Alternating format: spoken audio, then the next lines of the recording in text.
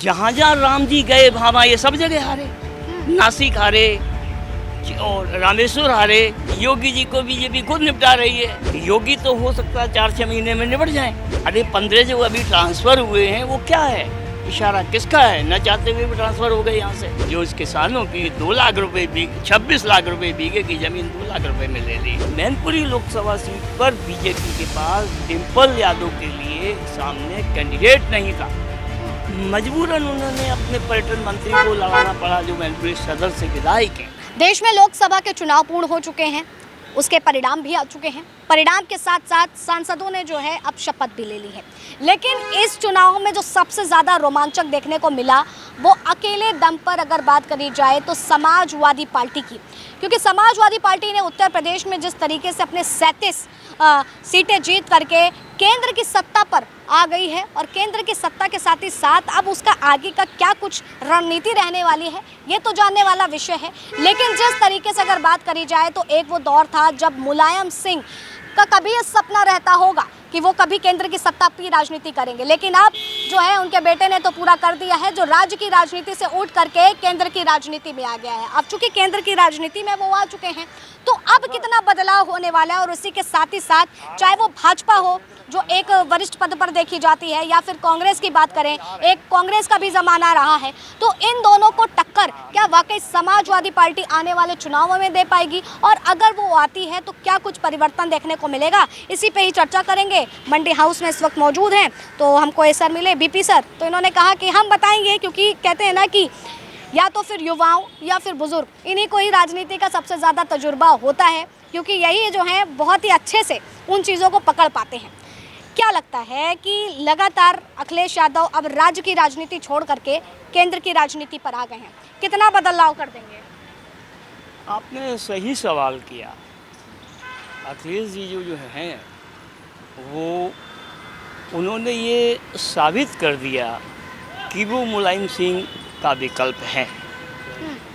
इसलिए क्योंकि सन 2005 में मुलायम सिंह जी ने 33 लोकसभा सांसद जीते थे, 2 बाई इलेक्शन में आए थे, 37 हो गए थे। लेकिन इन्होंने जो है वो एक ही बार में 37 जीत के एक विपक्ष के लिए वहाँ जो बड़ी पार्टी सत्ता पक्ष है भारतीय जनता पार्टी, उसको ये बता दिया है कि हमारा जो है कि अब हमारी और तुम्हारी लड़ाई है। जबकि उनकी संख्या कम हो गई। वो कह रहे थे कि हम 80 पार क्या, वो 33 पे टिक गए आके। तो उनका लक्ष्य है कि केंद्र में वो राजनीति करेंगे। लोकसभा के अंदर तीसरी सबसे बड़ी पार्टी बन गई। तीसरी बड़ी पार्टी से एक मैसेज दे दिया उन्होंने उत्तर भारत की राजनीति में कि अब पीडीए दलित पिछड़ा अल्पसंख्यक का एक समीकरण चलेगा, जिस पे भारतीय जनता पार्टी एकदम बैकफुट पर आ गई। और इतना बैकफुट पे आ गई, अब 9 बाई इलेक्शन होने जा रहा है, उसमें भी उनको कैंडिडेट, खासकर मैं आपको मैनपुरी लोकसभा सीट की बात करूं, मैनपुरी लोकसभा सीट पर बीजेपी के पास डिम्पल यादव के लिए सामने कैंडिडेट नहीं था। मजबूरन उन्होंने अपने पर्यटन मंत्री को लगाना पड़ा, जो मैनपुरी सदर से विधायक हैं। उन्होंने, खबरें तो यहाँ तक रही, उन्होंने अपने आला कमान को कहा हमको क्यों बलि का बकरा बना रहे हो, यहाँ हम नहीं जीत पाएंगे। वो नहीं लड़ना चाहते थे, क्योंकि वो सबको पता है कि वो उन्होंने वाई इलेक्शन में मदद की थी। तो मेरे कहने का मतलब ये है कि जो अब वो 2027 में यहाँ स्ट्रॉन्ग करके एक किसी दलित को लीडर ऑफ अपोजिशन, मतलब लीडर ऑफ हाउस बना के अपनी पार्टी का, वो 27 में मुख्यमंत्री बनेंगे। 27 में मुख्यमंत्री बनेंगे 100%। ये आपको, अगर आप जर्नलिस्ट हैं तो इक्वेशन देखिए, इक्वेशन वही मोड़ कर रहे हैं। अभी 37 सीट का मतलब, बहुत लोगों का ये भी कहना है कि ये तो लोकसभा के चुनाव थे, इसमें हमने प्रधानमंत्री का चेहरा दे करके दिया, लेकिन जब बात योगी की आ जाती है तो यूपी में योगी ही चाहिए। अरे मैडम, योगी जी को बीजेपी खुद निपटा रही है। अब छोड़िए ना, बहुत सारी, आप जर्नलिस्ट हैं, हम लोगों को भी सारी बातें पता रहती हैं। योगी तो हो सकता है 4-6 महीने में निपट जाए। अरे 15 जो अभी ट्रांसफ़र हुए हैं वो क्या है, इशारा किसका है? न चाहते हुए भी ट्रांसफ़र हो गए यहाँ से। ये क्या मतलब है ये सब चीज़ों का? ये तो योगी का एक्शन दिखाया जा रहा है ना। ये एक्शन नहीं दिखाया जा रहा है, वो निपटाने का प्लान है। फिर उत्तर प्रदेश की जनता फिर किस ओर चली जाएगी? नहीं, उत्तर प्रदेश जनता ने तय कर लिया है, दलित पिछड़े अल्पसंख्यक 85 एक तरफ जाएगा, 15 एक तरफ जाएगा, बात खत्म। तो पूरा पीडीए जो है वो एक तरफा ही चला जाएगा। 85-15 पीडीए क्यों कह रहे हो? 85-15 कहो ना, जी तो 85 अब ले, 15 अब ले जाओ। हाँ और उसकी शुरुआत हो गई 37 सीट में 85 वाले की। हाँ।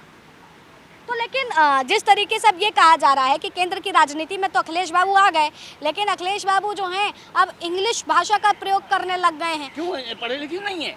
आपको पता नहीं है? लेकिन मुलायम सिंह का तो ये वो था ना, सिद्धांत थे कि कभी भी वो अंग्रेजी भाषा में नहीं करेंगे। अरे आप कैसी बात कर रहे हो?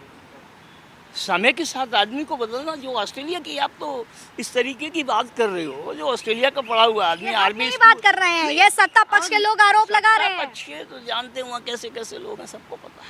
हाँ। जो ऑस्ट्रेलिया का पढ़ा हुआ आदमी, आप कह रहे हैं कैसे कैसे लोग हैं, 10 साल राज किया है, तिवारा मुख्यमंत्री बन गए, 10 साल प्रधानमंत्री बन गए हैं। आप प्रधानमंत्री उस पे बन गए हैं। और बाबू तू लोया तो नहीं, तू लोया तो नहीं, तू लॉलीपॉप है, उस पे बन गए। हाँ। पता लग रहा है ना। लंगड़ी सरकार 2272 भी 400 देते हुए नहीं कर पाई। अगर थोड़े नीतीश कुमार को तोड़ने की कवायद शुरू की तो राम राम सत्य हो जाएगी, तो सरकार भी गिर जाएगी।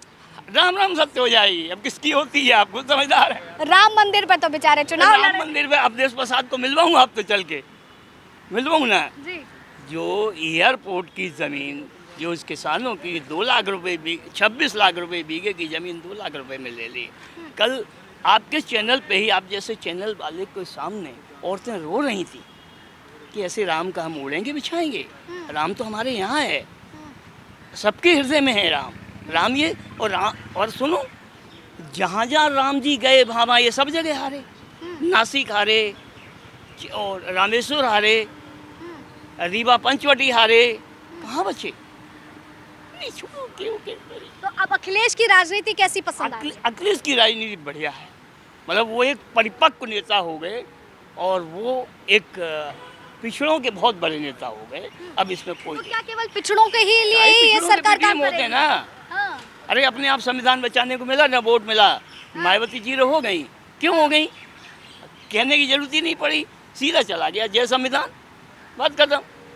लेकिन बसपा का हारने का पीछे का कारण यही है कि इन्होंने जो पीडीए का मुद्दा उठा लिया। तो क्यों नहीं उठाएंगे? हम राजनीति कर रहे हैं, हम कोई नौकरी थोड़ी कर रहे हैं उनकी। हाँ। हम राजनीति वो राजनीति कर रहे हैं ना। हाँ। तो भाई शतरंज, राजनीति की शतरंज में गोटी चली जाती है। आप चल पाओ तो ठीक है, वो तो चल रही है। ठीक है, हमारे कक्का जो है बड़े अनोखे अंदाज में उन्होंने बता दिया है कि आने वाले चुनाव में क्या कुछ होने वाला है और अखिलेश की राजनीति जनता को कितनी भा रही है।